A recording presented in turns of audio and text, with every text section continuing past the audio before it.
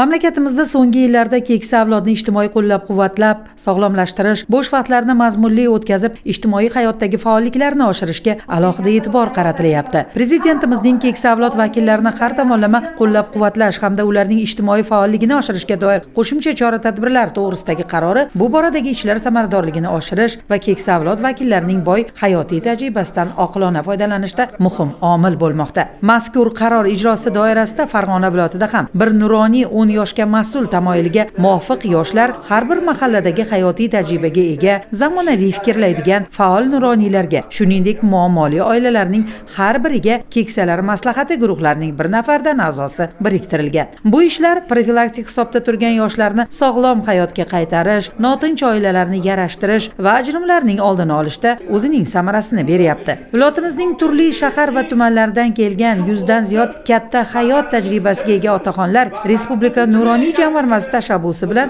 Ahmad Farg'oniy nomidagi viloyat axborot kutubxona markaziga tashrif buyurib, bugungi kunda nuroniylar oldida turgan eng dolzarb masalalarni muhokama qildilar. O'zbekistonning jahon hamjamiyatidagi nufuzi tobora ortib borayotgani, yoshlarning ilm va ma'rifatga oshno etish, ma'naviyatini yuksaltirish, kitobxonlik, oila saboqlari, oilalar mustahkamligini ta'minlash, ajrimlarning oldini olish borasidagi fikr-mulohazalar davra suhbatining asosiy mavzusi bo'ldi.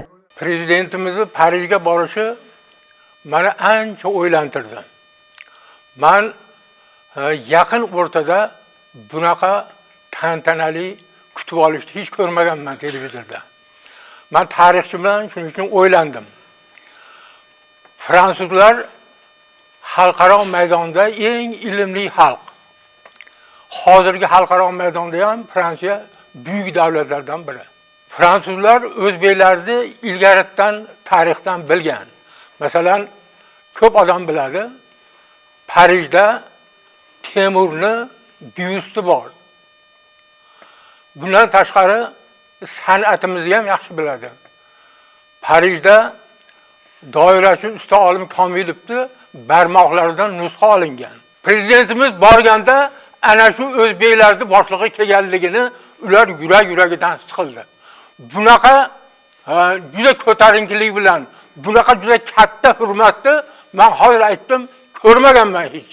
Jamiyat hayotida hamisha faol bo'lgan, turli davralarda eng mas'uliyatli vazifalarda ishlab, mamlakatimiz taraqqiyotiga hissa qo'shgan bu otaxonlarning gurungi, bahs va munozaralar ham katta bir ibrat aslida biz uchun. Binobarin milliy an'analari, o'zlikni anglashdek ustuvor tuyg'ulari bilangina xalqimiz o'z oldiga qo'ygan yuksak maqsadlarni amalga oshira oladi. Muammolar qurshovidagi dunyoga najotkor bo'ladigan ham, ilm va urfon nurini insoniyatga sochadigan ham mamlakatimiz yoshlaridir. Ta'lim va tarbiyaning uzviyligiga katta hissa qo'shayotgan bu otaxonlarning har bir so'zi taraqqiyot uchun dasturlamal bo'lib xizmat qiladi. Seni madhingni kuylayman, farovon O'zbekistonim.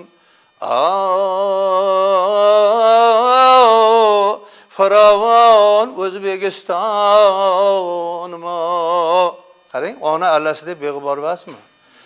So'zni mana Erkin Vohidovda o'zbegim qo'shig'i qanchalik bizni tarbiya qiladi. Hozirgi kunda men shoirlar bilan ishlayman. Quvolik shoirlar, Marg'onoy shoirlar, Bo'ydlik, Qo'qonlik shoirlar, hamma shoirlarni ishlaymanda menga aytaman, vatan haqida ko'proq yozinglar, iltimos deyman. Vatan haqida qo'shiq qilib, shu YouTube kanalim bor, qo'yib turaman.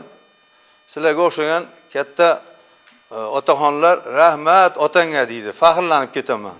Otalar so'zi muqaddas. Bu so'zlar, bu ibrat maktabi tinchligimiz, halovatimiz, bugunimiz va ertangi yuksak taraqqiyotimizning bosh mezoni aslida. Nuroniylar ishtirokidagi to'liq muloqotimizni keyingi dasturlarimizda tomosha qilasiz. Hayot saboqlaridan, insoniylik fazilatlari bilan yo'g'rilgan duru xazinalardan bebahra qolmay desangiz, ko'rsatuvni tomosha qiling. O'zimiz va farzandlarimiz uchun eng to'g'ri yo'l bu otalarimiz bosib o'tgan sharafli hayot yo'lidir.